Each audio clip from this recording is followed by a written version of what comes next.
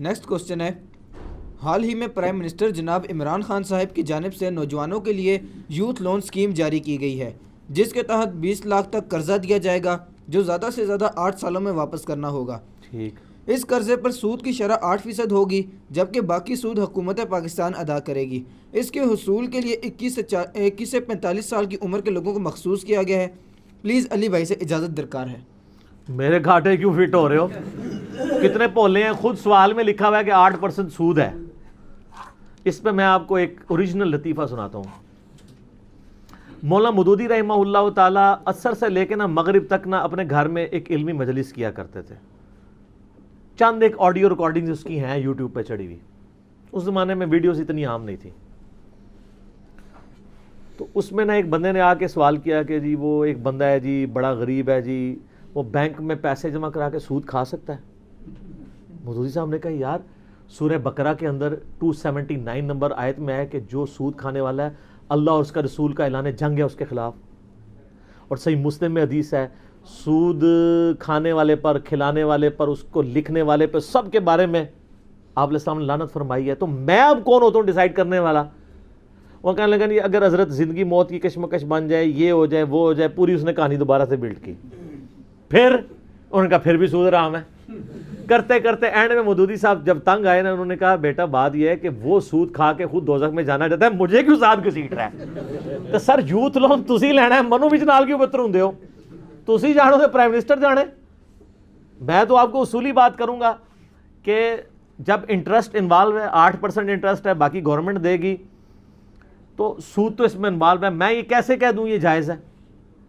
اور میں یہ بھی نہیں آپ کہوں گا کہ آپ پہ زندگی موت کی کشمکش ہے۔ زندگی موت کی کشمکش اگر آپ کی بنی ہوئی ہو تو آپ کے لیے اس کے بعد اور ریسورسز موجود ہیں۔ گورنمنٹ نے لنگر کھانے بھی شروع کر دیے، جائیں وہاں سے روٹی کھائیں۔ پھر آپ ضرور سود کھانا چاہتے ہیں تو گورنمنٹ کو میں ریکویسٹ کروں گا اس کی بجائے اسلامک بینکنگ شروع کرتے ہیں۔ پرائم منسٹر خود بھی سود کو حرام سمجھتے ہیں، ان کے ساتھ کئی لوگ اٹیچ ہیں اس وقت جو یعنی سود کو حرام سمجھتے ہیں، اور ہمارے باقاعدہ آئین میں بھی ہے کہ اینٹی سود جو بینکاری کا نظام ہوگا۔ تو اس وقت جو اسلامک بینکنگ پاکستان میں چل رہی ہے کافی حد تک کچھ کمزوریوں کے باوجود اس میں پازیٹیو چیزیں ہیں۔ تو کسی اسلامک بینک کے ذریعے پرسنل لون، لیکن پرسنل لون ہی ہوگا، پھر وہ کنٹریبیوشن والا لون ہوگا۔ یہاں تو ٹوٹلی پرسنل لون ہے نا، پرسنل لون تو ہو ہی نہیں سکتا۔ اسلامک بینک تو آپ کو مداربہ کی بیس کے اوپر دے گا کہ آپ نے مکان بنانا ہے تو 10 لاکھ آپ کا ہے، 40 لاکھ وہ دے دے گا، پھر آپ نے وہ 40 لاکھ کی قسطیں ان کو واپس کرنی ہوں گی، یعنی منی اگینسٹ گڈز ہوگا۔ وہ تو ٹھیک ہے، میرا یوٹیوب پہ آپ اسلامک بینکنگ والا کاروبار دیکھ لیں۔ اس لیے میں قسطوں کے کاروبار کو حلال سمجھتا ہوں، ٹھیک ہے، اگر اس میں کوئی فائنینشیل پینلٹی نہ ڈالی جائے، یہ شرط ہے۔ اور دوسرا جو ایک بار قیمت طے کر دی جائے اس کو اوپر نیچے نہ کیا جائے، کیونکہ وہ منی اگینسٹ گڈ آ جاتا ہے۔ اس لیے قسطوں والا کاروبار جو ہے وہ سود کی کیٹیگری میں فال نہیں کرے گا۔ آپ کو پتہ ہے یہ پچھلے دنوں انہوں نے یعنی جناح انٹرنیشنل ایئرپورٹ کی توسیع کرنی تھی کراچی والے کی، تو 6 ارب روپے کا سامان اسلامک بینکنگ کے تھرو آیا، اور یعنی اسلامک بینکنگ والوں نے گورنمنٹ کو قرضہ دیا، قرضہ نہیں دیا انہوں نے، پرسنل لون تو وہ دیتے نہیں، انہوں نے کہا کہ ہم 6 ارب کا سامان باہر سے خریدیں گے، پھر وہ سپوز 6.25 ارب میں انہوں نے حکومت کو بیچ دیا قسطوں میں۔ تو وہ جو اوپر والے پیسے بچے سپوز یعنی 6.25 ارب یا اوپر والے پیسے انہوں نے کچھ اپنے پاس رکھ کے کچھ اپنے ان لوگوں میں بانٹ دیے پروفٹ کے طور پہ، تو یہ بالکل جائز ہے۔ تو گورنمنٹ نے اگر پرسنل لون والا معاملہ نہ کریں، اس کی بجائے مداربے کا سسٹم کریں جس میں کچھ حصہ وہ کنٹریبیوٹ کرے کچھ اور کرے، اور یہ معاملہ چلے۔ یہ سود کے اوپر میں کیسے یعنی کہہ دوں، مجھے یہ یعنی لوگ واٹس ایپ گروپ میں بھی ہمارے پوچھ رہے تھے کہ علی بھائی سے، علی بھائی کیا پوچھ کے بتانا ہے بھائی، آپ کو پتہ نہیں ہے؟ صحیح مسلم میں حدیث ہے، گناہ وہ جو تیرے دل میں کھٹکے اور تو اس بات سے آر محسوس کرے کہ لوگوں کو پتہ چل جائے۔ ان کو خود نہیں پتہ ہے کہ یہ سود حلال ہے کہ حرام ہے۔ اور جامعہ ترمذی میں حدیث ہے، حسن ابن علی کہتے ہیں علیہم السلام کہ مجھے نبی علیہ السلام نے نصیحت کی تھی کہ جو چیز تجھے شک میں ڈال دے اس کو چھوڑ دینا، سچائی اطمینان عطا کرتی ہے اور جھوٹ شک میں ڈال دیتا ہے۔ اتنی بڑی نصیحت ہے یہ، اس کے ہوتے ہوئے ہم کس طریقے سے لوگوں کو اس کے اوپر ابھاریں کہ وہ یہ کام کرنے شروع کر دیں، سودی کام۔ تو ہم قطعاً اس بارے میں یعنی میرا تو کیٹاگوریکل ڈیسیژن ہے۔ میں مودودی صاحب کی بات کروں گا کہ ہم تو ڈوبے ہیں صنم، تمہیں بھی لے ڈوبیں گے، ہمیں معاف رکھیں، آپ اپنے حالات و واقعات کو خود دیکھیں۔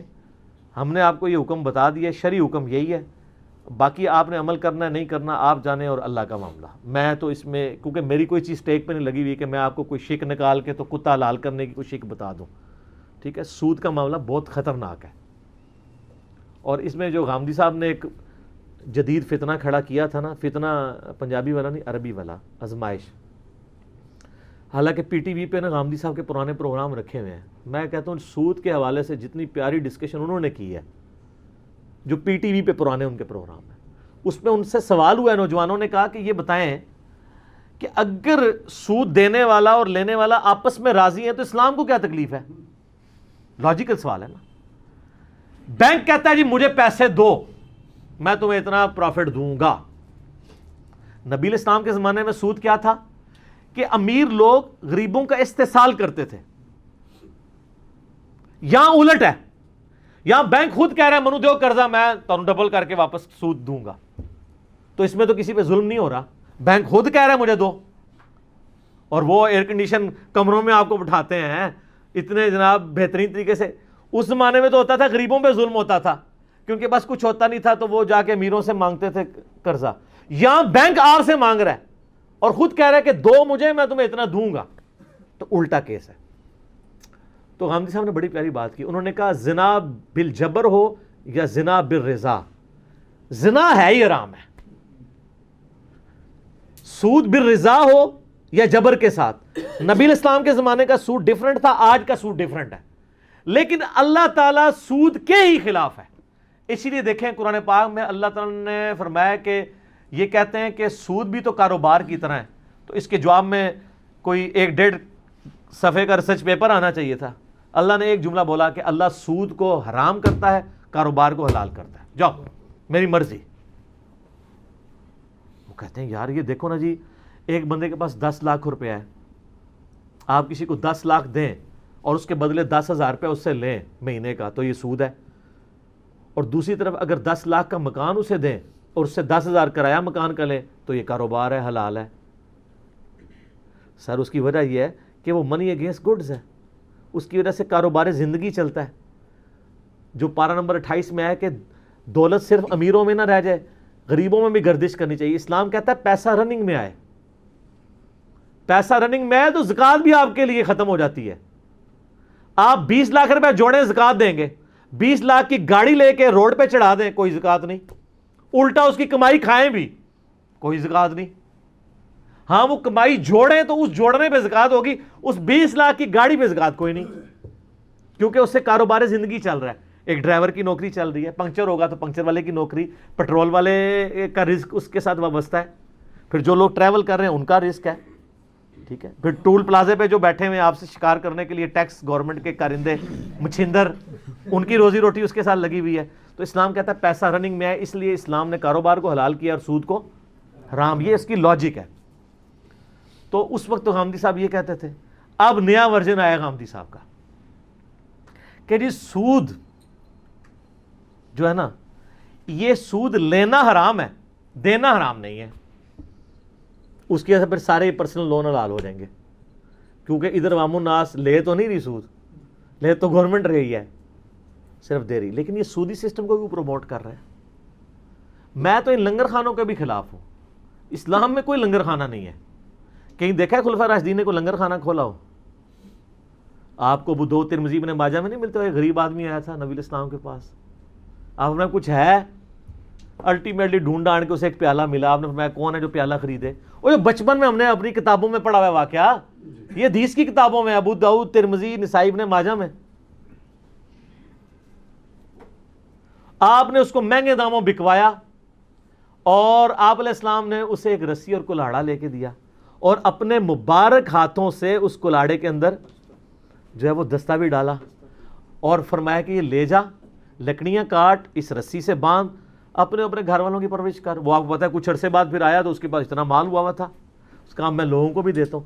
تو نبی علیہ السلام نے, خلفاء راشدین نے لنگر خانے نہیں کھولے ہیں, بلکہ ایسے سسٹم کو پروموٹ کیا جس کی وجہ سے جو ہے وہ کاروباری معاملات چلیں, نہ کہ لنگر خانے چل رہے ہوں.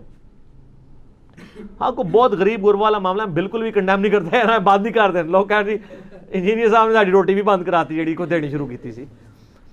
یعنی اس سے بہتر وہ سسٹم ہے اس کو پروموٹ کریں, اس سسٹم کو پروموٹ نہ کریں. تو اب غامدی صاحب کا نیا ورژن ہے, وہ کہتے ہیں دیکھیں جی سود جو ہے نا وہ دینا جو ہے وہ حرام نہیں ہے, لینا ہے. تو بینک لے رہا ہے وہ مجرم ہے, لیکن آپ اس سسٹم کو سپورٹ تو کریں, آپ تو مظلوم ہیں, آپ کو مجبوراً دینا پڑ رہا ہے.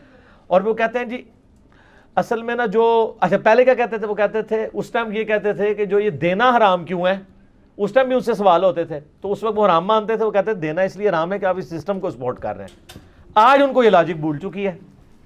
اب نیا ورژن آیا, لوگ ہمیں رابطہ کر رہے ہوتے ہیں جی آپ غامدی صاحب کو پروموٹ کر رہے ہیں, جی غامدی صاحب کی ان چیزوں کے خلاف کیوں نہیں بولتے. میرے علاوہ تو کسی نے غامدی صاحب کا علمی رد ہی نہیں کیا, باقی تو سارے کہانیاں کرا کے غصے نکال کے, کبھی کہتے ہیں اس کی شکل مسلمانوں والی نہیں, کبھی کہتے ہیں اس نے داڑھی نہیں رکھی ہوئی, کبھی کچھ کرتے ہیں. میں تو لاجیکلی غامدی صاحب سے داڑھی کے مسئلے میں اختلاف کیا تو ان کو پرانی اپنی تحریروں کے ان کی تحریروں کے حوالے دیے ہیں. اگر میں نے ان سے آج اختلاف کیا تو میں کہتا ہوں سر پی ٹی وی والا اپنا ہی پرانا پروگرام دیکھیں, وہ لاجیکل تھا اور بات بھی ٹھیک تھی. اور اسی میں مارٹگیج والا بھی ایشو آ جاتا ہے. اب علماء کہہ رہے ہیں جی ایک مکان مارٹگیج کے ذریعے بنا لیں کیونکہ بیسک نیڈ ہے. مکان بیسک نیڈ ہے, ذاتی مکان بیسک نیڈ نہیں ہے. پاکستان میں کتنے پرسنٹ لوگ ہیں جن کے ذاتی مکان ہے؟ میرا شاید 25% لوگ ہوں, باقی سب کرایوں پہ رہ رہے ہیں. تو وہ کہیں گے ہماری بیسک نیڈ ہے, ڈاکے مارنے شروع کر دیں, سودی کام شروع کر دیں. شیلٹر بیسک نیڈ ہے, اپنا ذاتی شیلٹر بیسک نیڈ نہیں ہے. ہاں ایک اچھی خواہش ضرور ہو سکتی ہے, اس کے لیے آپ حرام کا راستہ اختیار نہ کریں.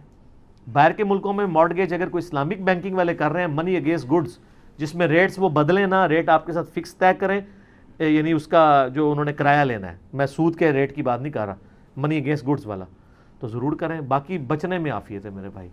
Ultimately at the end of the day ان چیزوں کا نقصان ہی ہوتا ہے. باقی جو فقہ حنفی کا فتویٰ ہے نا کہ آپ دارالکفر میں سود لے کے کھا سکتے ہیں